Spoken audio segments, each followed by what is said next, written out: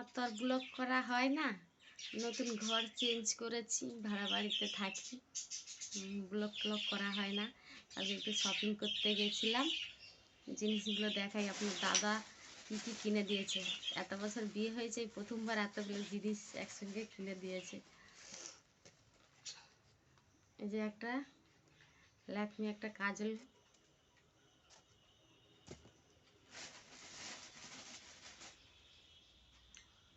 এটাই গোলাপ জল,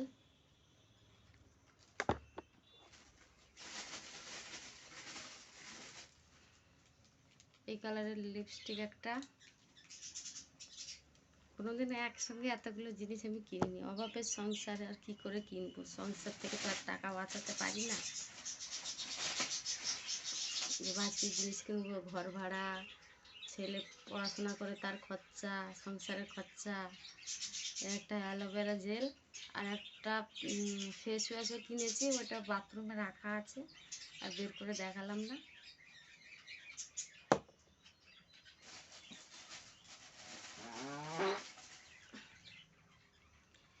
এই নেল পলিশটা কিনেছি, এই আঙুলে পরে আছে। খুব আনন্দ, একসঙ্গে এতগুলো জিনিস কিনে দিয়েছে, খুব আনন্দ হচ্ছে। একটা আইব্রো পেন্সিল কিনেছি,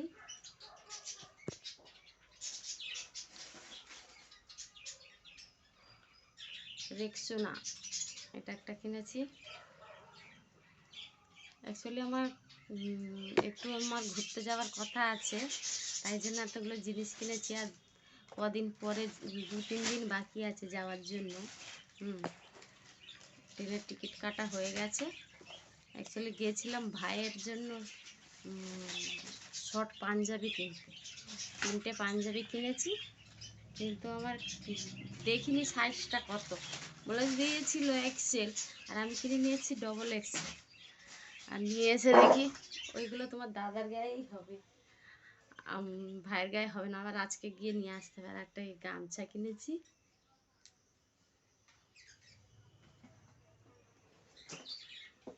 আর এই নাইটিটা তোমার দাদা কিনে দিয়েছে।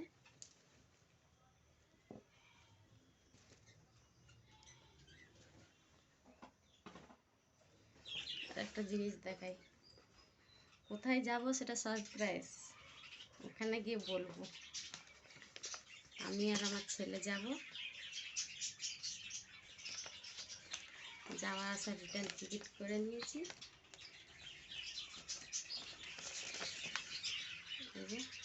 ছেলের আর আমার টিকিট। কদিন বাকি আছে, এবার গুছগাছ করতে হবে। ব্লগও তো করতে পারি না, সংসার কাজ টাজ করে আর সময় হয় না। একটু করি এই কারণে, অভাবের সংসার যদি কিছু হয়, তাই জন্য চেষ্টা করি। আর এত সব ভালো ভালো দাদা দিদি, ভালো ভালো সব এত ইয়ে করে, আর আমি তো ওই সব লজ্জাও করে, পারিও না, তাও একটু ইয়ে করি যাতে কিছু হয় সংসারে। না, সবাই কেমন লাগলো আমার গিফটগুলো জানাবেন। আর অভাবে সংসার আর কি করব, এইটুকুনি আমার কাছে অনেক। সবাইকে টাটা।